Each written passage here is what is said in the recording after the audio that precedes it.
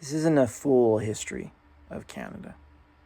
And I'm kind of tough on the Americans as I gloss over taxes, tea parties, and rebellion. I skip railroads, broken treaties, and genocide, even an entire century. All of it matters. But this series isn't about all of that. It's about getting under the surface and looking at what's running beneath. What's making up the DNA of our nation's very inception. I'm not trying to be romantic, though of course I am. And ultimately all that I really want is to try and get at the spirit that has shaped our country's evolution and which might even define its future. This is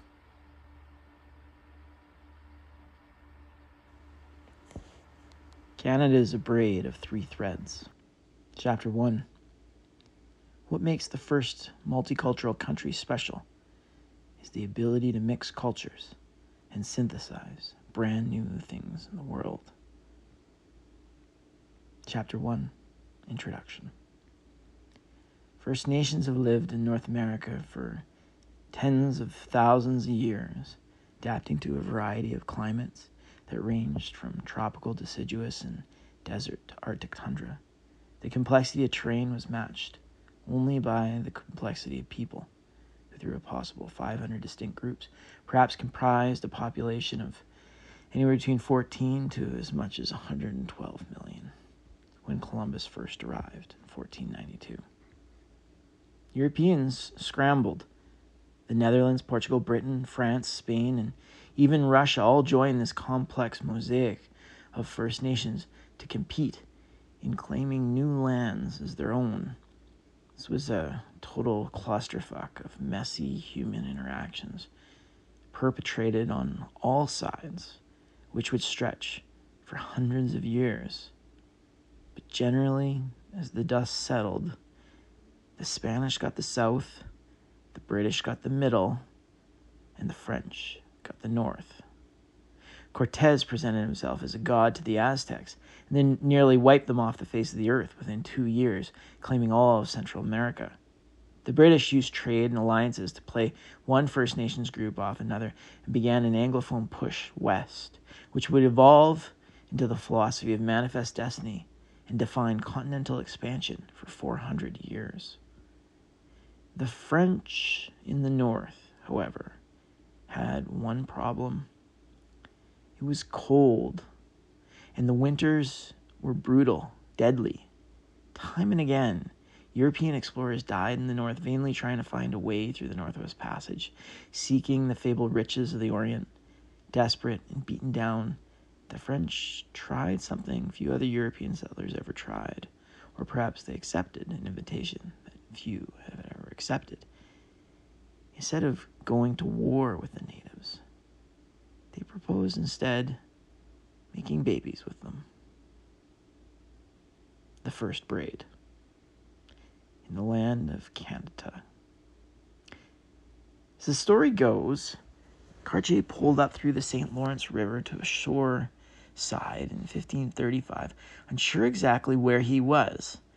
Seeking clarity from a local Iroquois man, Cartier pointed towards a village and asked, "Where is this?" Somewhat confused, the Iroquois man told him the name of, quote, a village was Canada. Misunderstanding, Cartier looked around at the vast landscape and named the surrounding northern wilderness Kanata. The 3 villages. The concept of Canada was born from a mistranslated conversation between a Frenchman and an Iroquois man. The French, of course, and many First Nations had their share of troubles, but the French could never afford to fully go to war with them. It was just too damn cold, and the northern winter punished both war and ignorance with death. It taught cooperation. They realized they didn't understand the land or the animals. They lacked proper clothing. They didn't know the geography. And most importantly, they didn't know the people. Befriending the Algonquin, Mohawk, and Wendat, apologies for pronunciation, First Nations, became essential to survival. Over time, this friendship didn't just teach them how to endure the wintry wilderness, it allowed them to explore it. Quebec, Trois-Rivières, and Montreal became gateways to the western wilds. From these outposts, a rebellious class of free-spirited Frenchmen ventured into the unknown, and in most cases, never returned. It started with a boy. After founding Quebec City, Champlain sought to build an alliance with the Huron. He sent a young French boy to live with them, hoping the child would learn the language and later help convince them to trade furs with the French instead of other rival Europeans. When Champlain returned a year later, he was shocked to find the boy not only dressed like the Huron, but speak like them too. He was fluent. That boy named Brûlé grew into a legendary explorer and inspired an entire generation of Frenchmen to live amongst the First Nations, honoring and benefiting by their ways. The Coeur de Bois. Adventurers like Brûlé sparked a wild, free-spirited movement in the heart of Canada. In pursuit of rich beaver pelts, some of the boldest Frenchmen defied laws and escaped in the wilderness alone. Many chose never to return. These became known as the Coeur de Bois, a kind of Jedi-like class of people who played by their own rules, but quickly learned they could never rule the winter alone. Humbled, they adapted. The Coeur de Bois embraced the knowledge of the First Nations. They built long-term relationships, married into local communities, and most importantly, raised children together. Together, the Coeur de Bois and the First Nations exchanged technology, clothing, weapons, language, and geographic knowledge. What began as trade became something deeper, a cultural synthesis. They gave rise to a whole new kind of human being, the children of the woods. For 400 years, the likes of the Coeur de Bois breathed, ate, clothed, and hunted native style. Their babies were multilingual, their knowledge was multicultural, their tools were multifaceted, and their understanding of the land was unrivaled. This mixture of people, which later became formalized as the Métis, became a whole new civilization, neither First Nation nor European. It was a hybrid that drew from both and mastered the exchange between each. Their most powerful attribute? Their intergenerational network of relationships, which spanned the northern continent, gifted them a secret, millennia-old means of traveling over land at unparalleled speeds. Rivers interwove these wildernesses, and if you knew how to find them and where they led, you could become one of the most powerful peoples on the continent. And in spite of their relatively low numbers, at a time when the colonies were still just fledgling on the East Coast, the most powerful people in North America is exactly what the Métis became.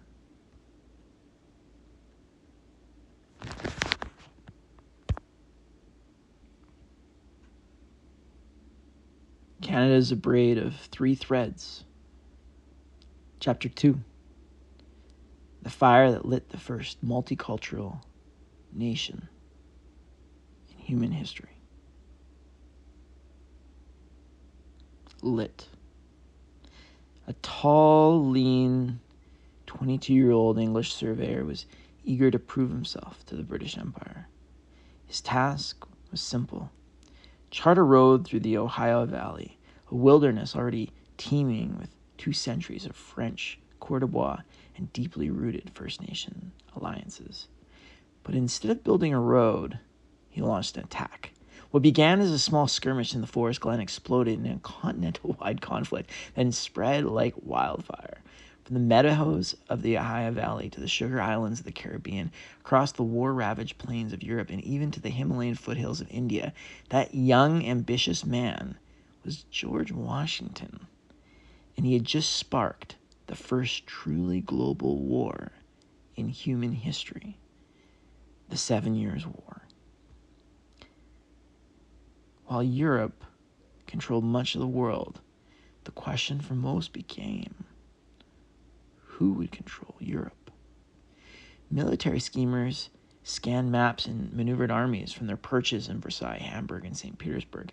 But in one country, unlike all the rest, there lived a population with nearly the highest literacy rate in the world.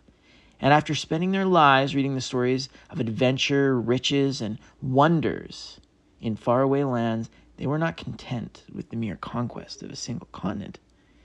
They wanted the world, and they rallied to accept nothing less. This was England. And while the likes of France, Germany, and Russia scrambled their troops across a blood-soaked chessboard of Europe, Great Britain, reluctantly at first, focused instead on controlling the seas, and in doing so, claimed India, the Caribbean, and most of North America for herself. Too much of a good thing. As powerful as the Coeur de Bois and their First Nation allies were, they were a population of a few 100,000, facing a 13 colonies population of several million. The British nearly bankrupted themselves fighting the war, but ultimately won. Now France had a choice. While negotiating the peace treaty, they could try and keep New France, or they could keep their rich sugar-producing islands of the Caribbean. But they couldn't keep both. It's clear what leading French intellectuals preferred. The likes of Voltaire is quoted as saying that France and Britain are at war over a few acres of snow on the Canadian border, and they are spending rather more of their lovely war than the whole of Canada is worth. So indeed, France made her choice. She chose the sweets of the Caribbean over the wilds of New France. North America was now almost entirely British.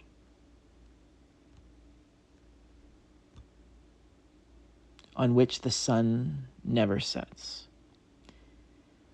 Britain had become an empire, but could they afford it? Britain won North America, but could they keep it? A complicated mosaic of disparate cultural groups spanned British North America. Few of them got along, and none of them wanted to be told what to do. And told what to do by the British, no less, they said, no, thank you. 13 colonies. Reason, science, and education were transforming Europe in what was called the Enlightenment. Population levels across the Western world were exploding, and nowhere was more exciting to try out these new and inspiring ideas than the relatively blank slate of the 13 colonies. A force of 2 million people was bursting at the seams, anxiously anticipating the infinite expanses of life beyond the Appalachian mountain range. Great dreams were festering in the hearts and minds of colonial leaders. New methods of agriculture, transport, and resource extraction were ripe to turn the Ohio Valley and the Mississippi watershed into the most powerful engine of agricultural bounty in human history. That's right. If the colonies could only get past those mountains, the Mississippi held the most plentiful farmland and the most navigable waterways in the world. Excitement was high. Sense of destiny filled the air. The future was west, and the road there was inevitable. Until suddenly, Britain squashed it all. Apparently, running an empire is hard. Britain may have won the war for North America, but they had not yet won the peace. An unprecedented patchwork of cultures, languages, and religions now vied for influence across the continent. Needless to say, the complexity was vast. Now this is a list, so hold on to your hat. French Canadians, British Protestants, Scottish Highlanders, Acadians, 13 colonists, Anglo-Americans, Loyalists, Métis, Houdini's, Iroquois Confederacy, I hope I'm pronouncing that right, Huron-Wendat, not sure if I'm pronouncing that right. Anishinaabe, I hope I'm pronouncing that right. That's overlapping, I guess, with Ojibwe and Algonquin. Cree, Micmac, Lenape, Delaware, Shawnee, Mohawk, Innu, Afro-Indigenous peoples, enslaved Africans, free black settlers, Jewish merchants and settlers, German-speaking settlers, Quakers, Puritans and Congregationalists, Baptists and Anabaptists. Just a few to mention of the diverse cultures elbowing their way in the continent of North America. And so, the British were suddenly humbled by the cultural nuances at play and how to manage their empire, not just in North America, but of course, around the world. Britain sought suddenly stability above all else. If they were going to hold this whole thing together, they would need compromise and value tolerance. And more than that, they sensed the 13 colonies were slipping. A push for American independence was coming. And so after centuries of fighting for control in North America and finally having won it, they were poised to lose it forever. Concessions to the French Canadians, whom they just inherited after the war, were not so intolerable. Alliances with First Nations were suddenly acceptable. In one last desperate gamble to hold on to their North American empire, British Parliament rose above centuries of prejudice, for a moment at least, and struck a deal with the devil being French and the devil being indigenous. They created the Quebec Act. The Quebec Act. No doubt about it, this was a two-pronged bribe for the ages. Stay loyal to the crown, and Britain would give you what you valued most. The first prong was Britain's guarantee to French culture, French language, and French Catholicism. Secondly, the Quebec Act signaled continued rights for First Nations territory by protecting native settlements areas in the interior, affirming the spirit of previous agreements, and maintaining a policy of nation-to-nation negotiation. This was, suffice to say, an extraordinary document binding 1, Britain to French Canadians, and 2, Britain to the First Nations. Yes, throughout history there are examples of concessions being made to minority cultural groups, but in this case, rights were being extended, lifting cultural groups up equal to the English in this corner of the world, rather than assimilating them under it.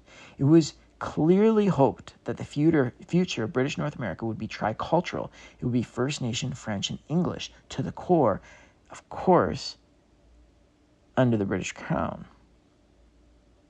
But America would hate them for it.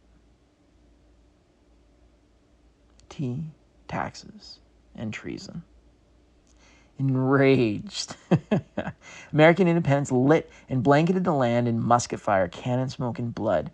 Yes, today there's little homage which is paid to the significance of the Quebec Act. It's one of the 4 intolerable acts. But as John Adams himself puts it, it was dangerous to the interests of the Protestant religion and of these colonies. And the same man who had helped win British dominion now led a burgeoning nation in a fight for American independence. George Washington was no longer a young surveyor aspiring to impress British military mentors. He was a seasoned general, ready to rival. But he needed allies. The uniting power of the Quebec Act was tested almost immediately. In spite of American disdain for French Catholicism, the Americans invited Quebec to rise up against the British. The Articles of Confederation even offered a blanket invitation for Canada and Quebec to join the United States. Article 6 reads that Canada acceding to this confederation and joining in the measures of the United States shall be admitted into and entitled to all the advantages of this union, but no other colony shall be admitted into the same unless such admission be agreed to by 9 states. But no matter how many advances the Americans made, Quebec refused. They never trusted the Americans. They knew right from the beginning that in spite of their centuries of war with the English could be trusted to respect their culture more than the United States. The Quebec Act held the 14th colony. The United States of America was not merely born out of a desire to freely self-govern. The United States was born out of a desire to freely reject multiculturalism. Those who wished to remain British migrated north, joining Quebec, where once the concept of Canada was once just a concept of a single village in the wilderness. Now it was two, and it was expanding west. Quote-unquote Upper Canada was for the English and governed by British common law. Quote-unquote Lower Canada was for the French and allowed to retain French civil law. The likes of the Métis and all other First Nation groups to the west were, at least in principle, supposed to be free to continue living independently in their territories, according to the nature of the traditions and customs. The Crown wove a bond with French to the east, and the Crown wove a bond with the First Nations to the west.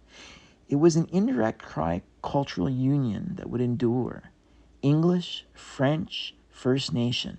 Together, these threads braided a newly emerging identity in resistance to the rising power in the South, and to present the world the very first country in human history that was multicultural to its core.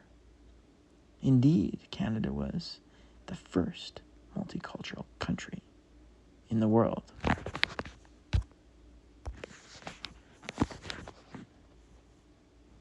Canada is a braid of 3 threads. Chapter 3. Born of fire, lost in mist. Start with a little poem.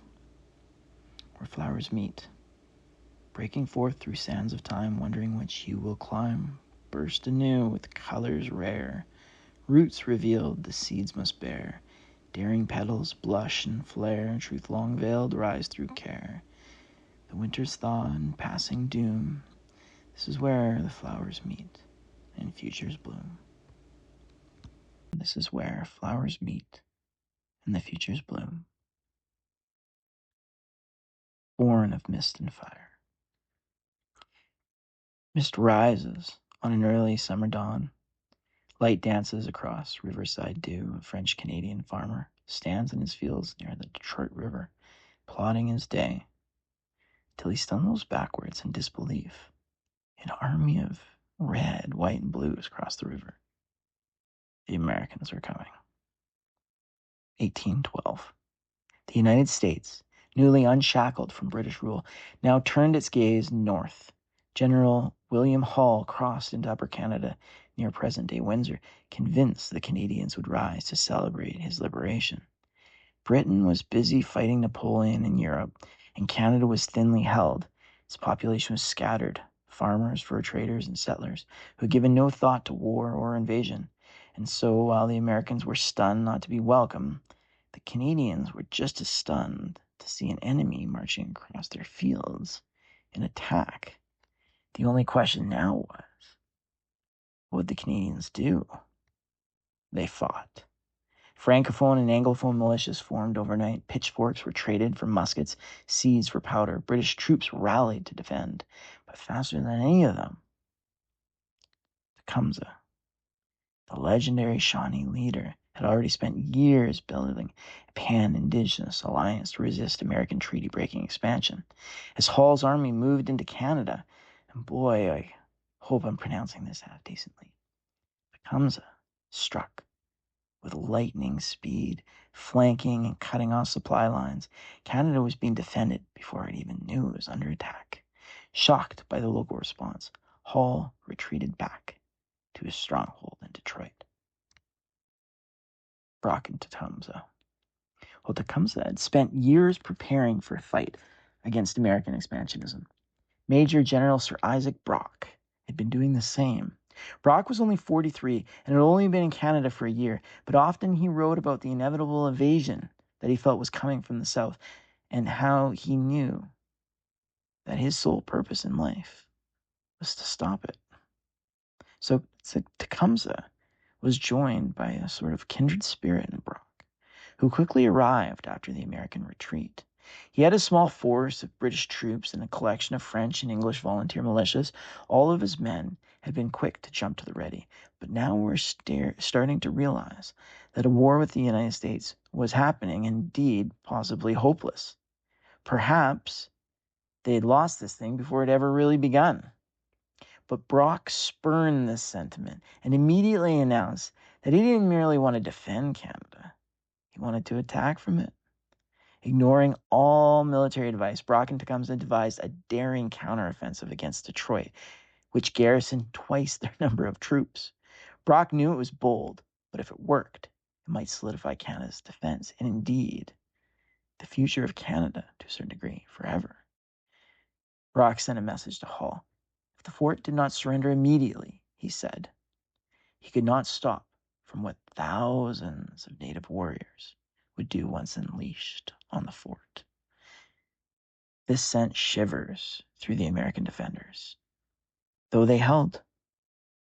Through that night, Tecumseh staged a masterstroke of psychological warfare. His warriors circled the fort with war cries all through the night and doubled back across every clearing in the trees as if their numbers were in the thousands. Meanwhile, Brock brandished what few cannons he had in open sight and prepared to fire. Paralyzed with fear, Detroit surrendered by morning. A ragtag multicultural group of 1,000 French, English, and First Nation fighters who had barely met had just conquered a fort of 2,000 Americans, and they did it without firing a single shot. The victory swept through the continent like wildfire. It shocked the American command and lit a fire of unity across the northern frontier. The war had only begun, but from that moment forward, every one of the main 3 American offensives would face the same ferocious defense. 3 peoples, 1 purpose. And here's a few examples. Of the 3 offensives, we've got the Western Front, which is Windsor, Detroit. You had the Shawnee, Potawatomi, Ojibwe, Delaware, French Canadians, Loyalists, Anglophones, British troops. Gosh, apologies for the pronunciation. Second front, with the Niagara Front.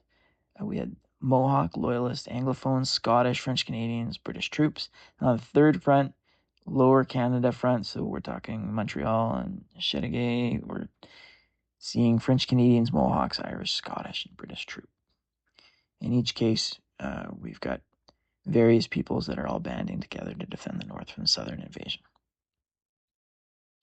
The 3 threads that braid. The American invasion had shocked most in Canada. The rapidly growing brotherhood between General Brock and Tecumseh, joined by Francophone militias, culminated in decisive victory that sent a tricultural battle cry through the hearts and minds of both Upper and Lower Canada. From that moment forward, 3 distinct cultures began to formalize the shared purpose of resisting American influence to protect their cultural freedom. These 3 threads wove and in war tightened in what we would collectively forever now call Canada. We won. Canada won 1812. The Americans exacted their toll, but by and large, every invasion north failed. Locals of all culture stripes had banded together to fight them back. The war went on for 3 years, and eventually the best of the British military were freed from defending Napoleon and promptly launched an attack on the East Coast, burned the White House to drive home the point that Canada was not going to become American. But for the actual Canadians living here in the many lands of Canada, the Americans had made a point too. They were never going to stop trying. All the bicultural fusions of Canada's past were not enough. We were going to have to be tricultural. And indeed, there was no place more important for that tricultural identity to blossom than the wild frontiers of the West, the real West, the place where the West touched the Pacific. If Canada was going to survive, it was going to have to stretch from sea to sea to sea. The silence between the braids. The part I'm skipping. As the War of 1812 settled to a simmer by the summers of 1815, a project of governance began in central Canada. A 200-year experiment in semi-centralized construction, slowly solidifying Canada's national sovereignty around a population that was always 1/10 to a 20th the size of a predatory United States. Let's be clear, Canada should be an impossible place to govern. It's too vast, full of too many different people, with too small a population to truly populate it. There should not be a democratic governance structure capable of holding all this together. But indeed, for better or worse, hold it together, this governance structure has. Events like the 1838 Lower Canada Rebellion, the 1867 Confederation, the 1876 Indian Act, and the 1885 hanging of Louis Riel after the Red River Rebellion are among a long line of important moments that fill the pages of our school textbooks. These events are full of heroes and heroines, unfathomable triumphs, incredulous villains, and all too often heartbreaking betrayals. However, all those events, important as they are better known by better people and better left to a better time. They speak to a grind of integrating Canada into a single governable entity. But it's all beside the point. Canada's core, its founding DNA, its three threads, runs far deeper than anything those traditional histories can fully explain. So, if you will forgive me, I will bypass all of that and focus on the next and last stage of Canada's cultural evolution. You won't find this stage in much of any Canadian school textbooks. Few Canadian historians even know, never mind understand, its journey. This is the true story about Canada as a braid of This is the true story of how Canada is indeed a braid of three threads, and how the spirit of our country and its future potential can only be understood by journeying to the long-forgotten place where the seed of Canada last took root, the West. Waves ripple west. Back to our story. Ever since Jacques Cartier misunderstood the Iroquois word for Canada, the name Canada has evolved into a state of mind for people gathered in the wilderness. Yes, this later became a term for a country which expanded out from central Canada, but Le Village was first a term for the land of a people. It was by its own inception a multicultural concept, which braided along the lakes and riverways that stretch westward towards the mythic Pacific Ocean. Tens of thousands of years of indigenous knowledge and modern-day relationships fueled the birth of a whole new people, the Métis. Their intergenerational journey westward carried with it not only furs and trade routes, but the living threads of Canada's emerging identity. The man who would shape this arrival on the Pacific was a tall and brooding Francophone man named Dr. John McLaughlin. Standing nearly 6'5", some suggest, John was trained in medicine, but quickly took to the adventures of the fur trade, where he became a master of logistics and was known for healing fur traders and indigenous people alike. Born on the edge of the St. Lawrence in Lower Canada to Scottish and Francophone parents, John would later marry a powerful Métis matriarch, Margaret Wadden McKay, who descended from Cree and Swiss heritage. While Anglophone, Francophone, and Indigenous alliances were being formed to fight 1812 and negotiate the emerging government of Eastern Canada, John was standing at the edge of the western frontier. He had been sent to represent the Hudson Bay Company as the chief factor, its head, you might say, of the entire District of Columbia. What is the District of Columbia, you ask? The District of Columbia is what preceded British Columbia. It encompassed most of what is now BC, Washington, Oregon, Idaho, and Montana. It was massive. And John was about to found a community there, the likes of which North America had never seen. The silver-haired eagle. Silver-haired eagle. The Columbia is a long and winding river with a relatively level incline before snaking in the Pacific. It was near its mouth that John founded the capital, the first Vancouver, Fort Vancouver. Fort Vancouver became the largest settlement on the entire West Coast and the Pacific terminus for all transcontinental trade, connecting 30 different communities stretching from California to Alaska. The first library, school, hospital, artists, and scientists all thrived there, quickly making it a cosmopolitan mecca. Francophones, Scots, and Métis were everywhere. A massive influx of Hawaiians moved there to facilitate Pacific trade. And of course, true to Métis form, First Nation partnerships were mutually created as foundational to this newly emerging society. John, its leader, had grown up in a split Anglican and Catholic household, though he later became a baptized Roman Catholic in congruence with his wife. But the complexity of his childhood seemed to imbue a respect for religious freedom and a concern about the effects of religious influence on First Nations. He made the entire Columbia district secular by banning missionaries, particularly American ones. He felt they meddled by undermining Indigenous dignity, Métis legitimacy, and British sovereignty. This, I'm sure, was not helped by one particular incident. On one occasion, an Anglican representative was sent by the British government to visit Columbia. Upon arriving, Reverend Herbert Beaver was shocked to find the entire district governed by a Catholic man married to a Métis woman. Disgusted, Beaver butted heads with John immediately and took to insulting his wife in public with racist epithets and claiming their marriage to be illegitimate. Eventually, John grabs this Beaver character by the scruff, drags him through the streets to center town, and beats him nearly to death. All accounts point to John being a thoughtful and reflective guy, but terrifyingly afraid to stand up to power on the grounds of justice. Dr. John McLaughlin and his wife were indeed known to run their home in the same spirit as they ran Columbia. They lived in the quote-unquote governor's mansion with his close colleague and deputy, James Douglas. Douglas was Scottish and Caribbean black, and he was also married to a Métis woman, Amelia. This diverse household embodied the Columbia experiment truly to the core, and as many as 20 of their children grew up within it.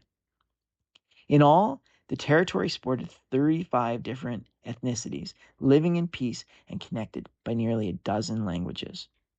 Which language was lingua franca that held it all together? It wasn't English. It wasn't even French. It was a brand new hybrid tongue called Chinookwawah, still echoed today in words like Skookumchuck and Potlatch. Fort Vancouver was founded as a fur trading post in 1824, but under John's leadership it became a beacon of multicultural plurality where cooperation made this British-controlled region far more economically powerful than its American counterparts. While Americans went to war with every First Nation they met, Columbia went into partnership. While Americans shunned cultural differences, like being Catholic or non-Protestant, Columbia protected their diversity. While Americans barely survived the Oregon Trail and arrived at the Pacific in poverty, Canadians arrived in Fort Vancouver with relative ease, warmth, and comfort due to the generations of multicultural support that they enjoyed all along the way. In just 20 years, the seeds of a distinctly Canadian identity had blossomed let me do that again. In just 20 years, the seeds of a distinctly Canadian identity had blossomed into one of the most uniquely multicultural and cooperative societies in the colonial world, carrying the hopes of a vibrant cosmopolitan future. But indeed, Columbia's success was perhaps too great, and it could not be ignored. While the memories of 1812 were just starting to fade in eastern Canada, new predatory threats were beginning to rise in the West. A frost was coming to Columbia. It was called American annexation. And ironically, it all started with Dr. John McLaughlin's kindness. The American counterpart. Lewis and Clark are known as intrepid American explorers, but compared to their Canadian counterparts, they were slow, clumsy, and relatively alone. In contrast, Alexander Mackenzie of the Northwest Company used coureurs de bois and voyageurs.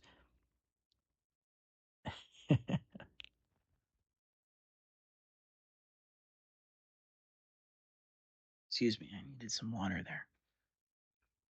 Let me go again. In contrast to Lewis and Clark, Alexander Mackenzie of the Northwest Company used coureurs de bois and voyageur methods to reach the Pacific 12 years before Lewis and Clark. When John McLaughlin took charge in 1821, he inherited a territory with nearly 30 years of charting, relationship building, and settlement. However, what the Americans lacked in organization and cultural sophistication, they made up for in the one category that mattered most: population.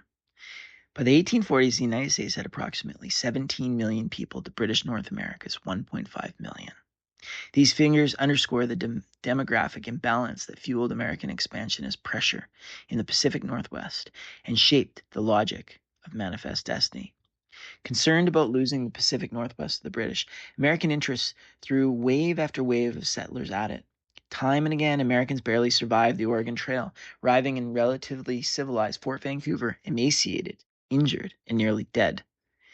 Britain knew that people meant sovereignty and explicitly instructed McLaughlin to let them die. But that was not his faith, and it was not his way. Time and again he refused, treating each sick, broken, desperate American with skilled, tender care. It is said that perhaps thousands were saved by McLaughlin's hand. The British were furious, knowing that facilitating American settlements would hasten annexation.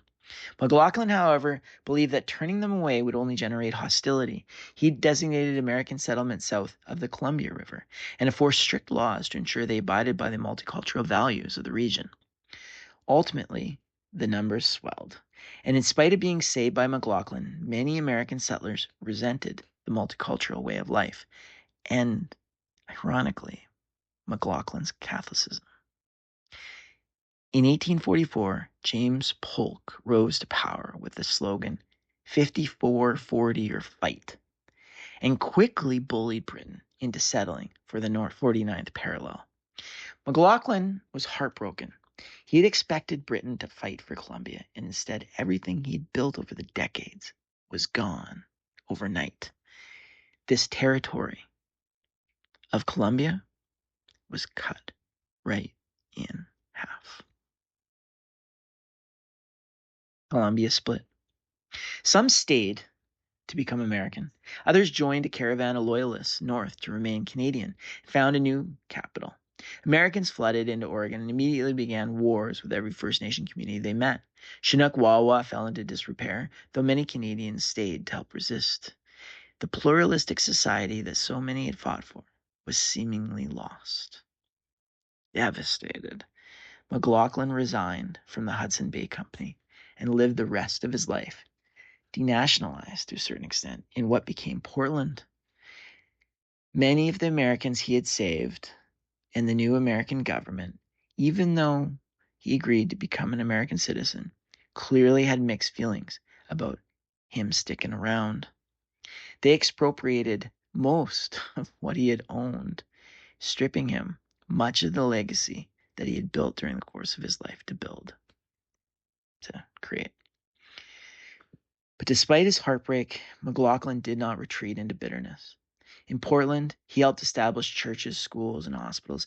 He funded essential civic infrastructure and continued to treat the sick, feed the poor, and house new immigrants regardless of nationality or faith.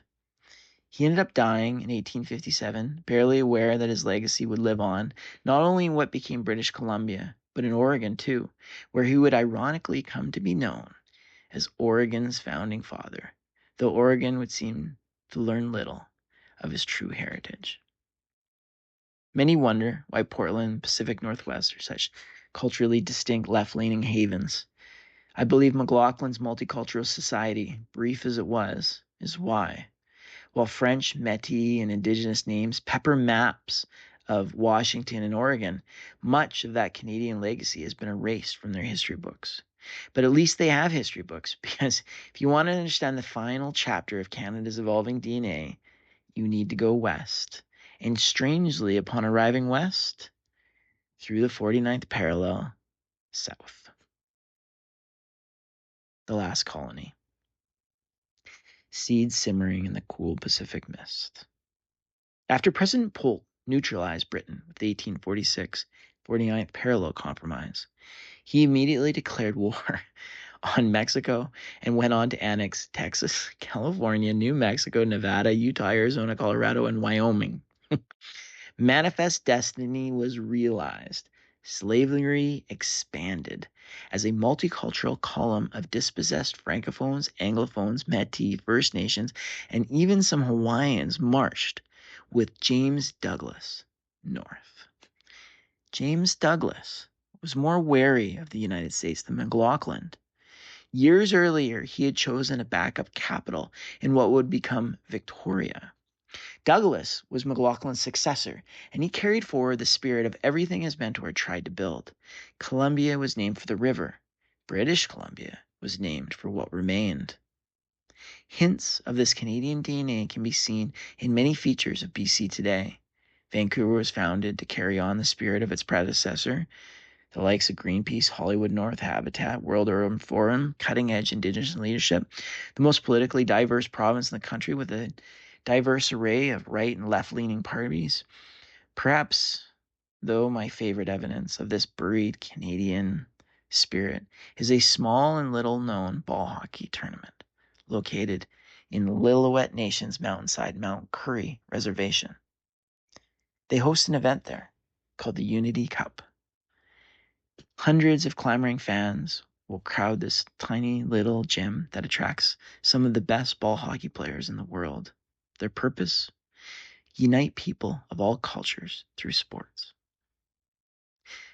The first premier of this province, BC, having inherited all of Canadiana before him, was James Douglas. He was half black, half Scottish, and married to a Métis woman. Their children were raised in French, English, Cree, and Chinagwawa. Unfortunately, I don't ever remember reading any of that in a school textbook. Canada lives on. In the years that followed, Canada entered a long, uneven era of nation building. A railway followed the history of the voyageurs, flattening their spiraling river journeys to that of a single ribbon, stretching from the Atlantic to the distant Pacific. With the railroads came transport, communication, and finally government. The boon was sovereign independence. The bane was constant betrayal and even genocide. The structures modern-day Canada inherits are imperfect, sometimes noble, sometimes brutal, often both, and often both all at once. But who we are. And still, these structures build around an invisible core. What is buried like a seed still waits for its season with all its unrealized potential. Canada is an experiment, born of necessity, shaped by design, forged first in the colds of winter, where people made love, not war, and then it was shaped by the fires of the American Revolution, where it instead chose diversity over monoculture. First Nation, French, English, each is a thread weaving its own contributions to the braid. First Nations, perhaps, for their authenticity, knowledge, and philosophy. French, their values of cultural independence, diplomacy, and innovation. English, their military, institution building, common law, and global perspective. Canada is a Métis nation. That is an English translation of a French word for a First Nation relationship. And we are the first multicultural country in the world. We specialize in mixing peoples. Our identity is not a melting pot. It is a mosaic with colors that bleed. Values are brought from each, but also combined, weaving in a braid a strength that is greater than the sum of its parts. As the world becomes more complicated and people move, the need to organize a diversity of people becomes not only essential for the success of a country, but perhaps for the success of our species as a whole. as global circumstances force us to turn within and double down on what got us where we are. Who we are is actually an important help to shape the world into what it can be. A world that is intelligent, a world that intelligently uses the same dirt, the same water, and the same sky that we're all doomed to share. Like no other time in human history, our planet is connected. We need countries that don't view these connections as a threat, but see them as an opportunity to address future array of challenges as diverse as the people we have to deal with them. Surviving and thriving is a fundamentally multicultural task, which requires diverse multicultural solutions. Multicultural efforts, however, are not about throwing paint against a wall. Cultural roots matter, and they inform us to discern what is needed and when. When does Earth need Canada to blossom? I'd say the time is now.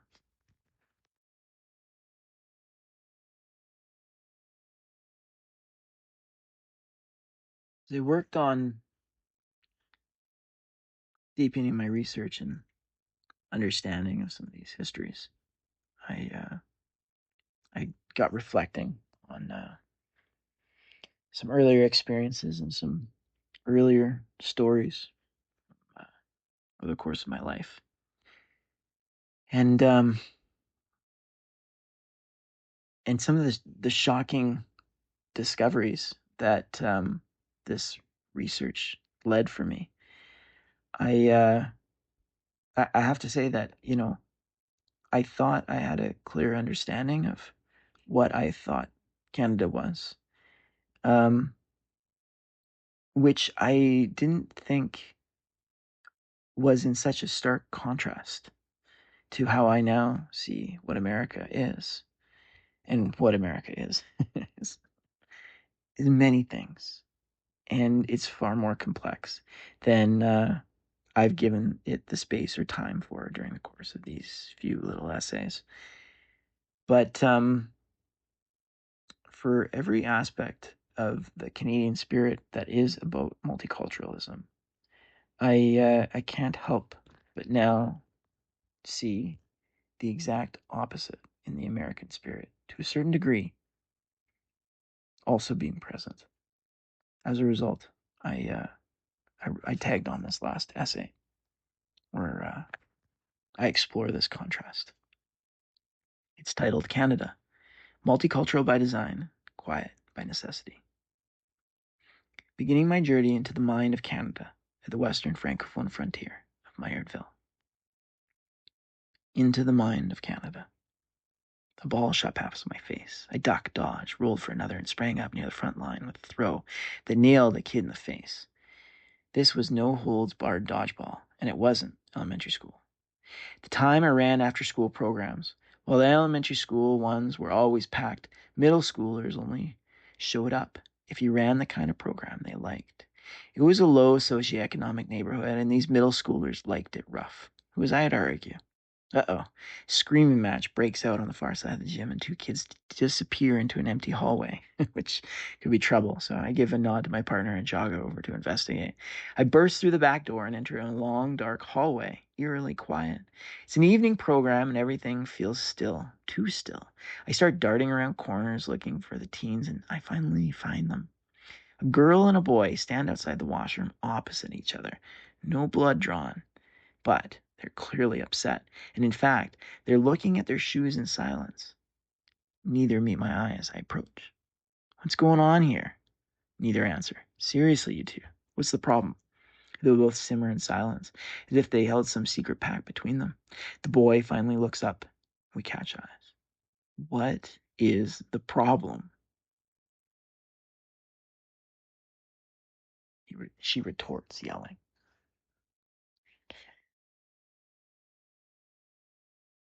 He retorts, yelling. She's an English muffin. Oh, yeah? Well, you're a French fry. And they explode an argument. Whoa, what? I intervene. Hold up. I don't even know, I don't even care about what you're fighting anymore. What the heck are you talking about? What is a French fry? And what's an English muffin? And they take a breath, calm down, and they start casually explaining. In this school, there are French fries, kids who learn French, and there are English muffins, kids who learn English. The English muffin classes are upstairs. English muffins hang out with English muffins. The French classes are downstairs. French fries hang out with French fries. They each have their own eating areas and invisible lines that neither side crosses, both metaphorically and literally. Under almost no circumstances do they mix, until this new late night after school sports program. Maillardville, a hidden culture in plain sight. That was my introduction to the unique identity of Canada. Way, way out in the deepest recesses of Canada's most Western Francophone neighborhood was a rare and precious view into the nature of the Canadian identity. Uncluttered by the language wars of the East, it bore a raw view of both the Francophone, Anglophone past, and perhaps also future. In this community called Maillardville, there was this ever-shrinking island of French surrounded by an ever-expanding ocean of English. This dynamic had been at play for over a century, where it used to be about frogs and squareheads. The language had evolved through the decades, but not the dynamic. The wildest thing, however, about this fascinating intercultural dynamic is that I knew nothing about it, and that's really saying something because I had grown up only a few blocks up the hill from this Francophone settlement. I went to school with French fries and English muffins, but I never heard anything about it. In fact, I barely even knew about the existence of this semi-invisible Francophone settlement hiding ever in plain sight. I even had close friends that I went to high school with that were Francophones from Maillardville, but still, I knew nothing about them. In many ways, this speaks to the nature of my own ignorance. But in other ways, it's an aspect of Canada's cultural identity. Maillardville, for instance, they protected their shrinking identity by going quiet. They reserved their language for the privacy of their own living rooms and Sunday night dinners, and believe it or not, preserved through the most extraordinary odds. And believe it or not, persevered through the most extraordinary odds. Sometimes Anglophone, Francophone tensions bubbled to the surface, like in that dodgeball game, and for a moment became noticeable. And so, as I would go on to learn over the next 15 years, this bubbling surprise of cultural identity is something that spans all of Canada and cuts right to the heart, perhaps, of who we are. Cultural rebellion, taxes, tea, and treason. As I've begun to refresh my studies on the origins of Canada over the last few weeks, I've become stunned by how our inception came as a result of anti-culturalism in the United States. In the lead up to the American Revolution, Britain enacted 3 new policies which drove a powerful minority in the United States absolutely mad. First, we've got 1763 Proclamation, which upheld First Nation rights and sovereignty. Then 1772, Lord Mansfield's Somerset decision. Slavery became illegal in Britain. And then 1774, the Quebec Act happens. French Catholics get cultural, linguistic, and religious rights. First Nation rights doubly reinstated as well. And so, 1763, 1772, 1774, First Nations, Blacks, French. Less than a year later, the American Revolution. Natives plus Blacks plus French Canadians equaled a violent revolt. What a sequence. I still feel numb to it. It's been very hard to process. I had always thought of America as a multicultural experiment. Yes, I know about the endless war and displacement of American Indians. Yes, I know about the slave trade persisting longer in the U.S. than most Western countries. Yes, I know about the gangs of New York-style wars fought between different cultural groups. But I assumed there was a messy timeline behind it all, and that the British weren't much better. It turns out, from what I can tell, the timeline in the early days was actually pretty clear. And the British were much, much better. Britain's cultural bet. Now, I realize everyone in Canada is going to point to the history of residential schools as the whole in my Swiss cheese argument, and they should. But the more time I spent on the British history, the more I see a very distinct separation between 1867, when Canada formed as a country, and the 350 years of Canadian history before that. King George and his era of British government were perhaps not as clear-cut dark as I at least had always assumed. Nonetheless, the atrocities that flowed from the Indian Act and systemic racism in Canada are, for me, a shameful and disturbing part of our history. They're never far from my mind as I explored the genetic-like composition of Canada's identity. But the worst of these atrocities don't at this time seem to me to actually be British. They were Canadian. Multiculturalism, and I mean Canadian as in Canadian government Canadian. Multiculturalism has had a long road in the world, and while it would eventually blossom paradoxically in Canada, its seeds gestated in Britain. In 1771, an African slave named James Somerset escaped his British masters. An abolitionist movement formed around him and took up his legal defense in London. The case went before the highest judge of the land, Lord Mansfield. Lord Mansfield shockingly determined there was no law condoning slavery. James Somerset was set free, and the very concept of slavery began to change overnight. Literally, Lord Mansfield's ruling is, and I quote, "The state of slavery is of such a nature that it is incapable of being introduced on any reasons, moral or political. It is so odious that nothing can be suffered to support it but positive law." That's June 22nd, 1772.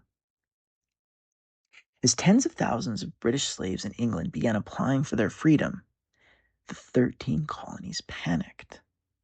Of the 56 signers of the Declaration of Independence, 41 owned slaves, 8 supported slavery, 7 were anti-slavery. Let me repeat that. Of the 56 signers, 56 of the Declaration of Independence, 41 owned slaves, 8 supported slavery. Only 7 of 56 were anti-slavery. The Appalachians and the fight for the West. The Appalachian Mountains formed a natural north-south barrier that held up American expansion to the west. The British, starting with the 1766 proclamation, declared that this land would be reserved for Indians and that First Nations would be treated on a nation-to-nation basis there. Was this an anti-American policy rather than a pro-First Nation policy? Maybe. There was widespread racism across the empire, and there was in all cultural groups in North America. But there was also strong support for First Nation rights in Britain. They gave great weight to a man named William Johnson, for instance, who had a strong influence in the 1763 proclamation. William was Irish and married to a Mohawk woman. He is quoted as saying, "The Indians are not to be robbed or dispossessed of their country. They have an absolute right to it, and possession is the only title." The Quebec Act, Britain's deal with the devil. As I outlined in Canada's A Braid of Three Threads, the Quebec Act was Britain's deal with the devil. Sensing that the Americans were about to revolt, Britain made a desperate gamble, reaffirming commitments to First Nations, but more importantly, to the French Canadians. The 1774 Quebec Act guaranteed French language, religion, and culture in exchange for loyalty. And Quebec agreed. It was the beginning of a multicultural experiment that had never been tried before, and the Americans hated it. The Americans were outraged. The American leaders had already whispered fears of the British freeing their African-American workforce. The Indians and their French mixed allies blocked westward expansion. Then came the Quebec Act, lifting the rights of French Catholics. It was all just intolerable. I now feel this cuts to the core of the American Revolution in a way far deeper than what we usually attribute to it. Yes, America is a country built on immigrants. Yes, it's one of the most multicultural countries in history. But only in retrospect. Right after declaring independence, America realized she was surrounded by more populated colonial powers, France, England, and Spain, and an untold number of First Nations to the west. America had to grow and would use immigrants to do it. The United States has evolved, but this anti-cultural or America first, quote-unquote, mindset remains buried at its founding core. The U.S. needs people, but how those people became American has always a point of tension. Canada and the U.S. were two different responses to the same complex cultural reality. This distinction defines each country to this day. America is monocultural at its core, with multicultural amendments. Canada, in contrast, is multicultural at its core, with monocultural amendments. Understanding your darkness. As Carl Jung taught, we all have a dark side. Quote, "In order to know the light, we must first experience the darkness." Well, the British Crown bequeathed Canada a seed of tricultural nationhood. I believe that Canada's greatest strength and our best hope for North America's future. The greatest shame of Canada is the genocidal betrayal of our First Nation brethren. But fear of the stranger is a universal human trait, and the best way to guard against that fear is unity through understanding.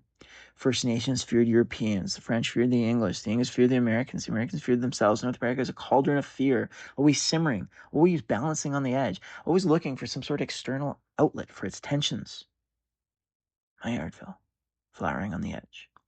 My introduction to Canada began with a few kids from the most western francophone settlement in the country, Maillardville, Coquitlam, BC. Despite growing up beside them, I knew nothing about them. This ever-shrinking island of French amongst the notion of English felt threatened and culturally closed off to the world around it. This is a small community that appears on the edge. And yet, fascinating things happen on the edge. French immersion is a beautiful product of bilingualism. For those that don't know, it's a Canadian education program that has exploded in popularity, teaching non-francophone children to go through kindergarten to grade 12 schooling en français. In BC, people waitlist their children to get in. Everyone outside of Quebec knows about this program, but few know that, in fact, it was prototyped in Maillardville. Maillardville is one tiny itsy-bitsy blossom of a multicultural garden, growing quietly on the edge of a country that barely knows it exists, and yet it persists. I believe Canada is not much different. We've hidden who we are from America and even from ourselves. We know how unstable the U.S. can be. While we've generally cheered their cultural, economic, and scientific triumphs, we've done so with a subtle secret sense of unease. We've been cautious to wake the monster, but alas, the monster has awoken. As Carl Jung says, knowing your own darkness is the best method for dealing with the darkness of other people. Canada is multicultural to the core, whether we like it or not. And while some in the South may resent us for that, we can no longer repress the memory of who we are or the good we can offer the world. Canada is not multicultural by accident. We're multicultural by design, a living experiment in coexistence born of crisis, fortune, fear, and quiet by proximity, but no longer secret by necessity. There are still many dodgeball games to play. And like the coming age of a country, they're not played quietly. Flowers do not play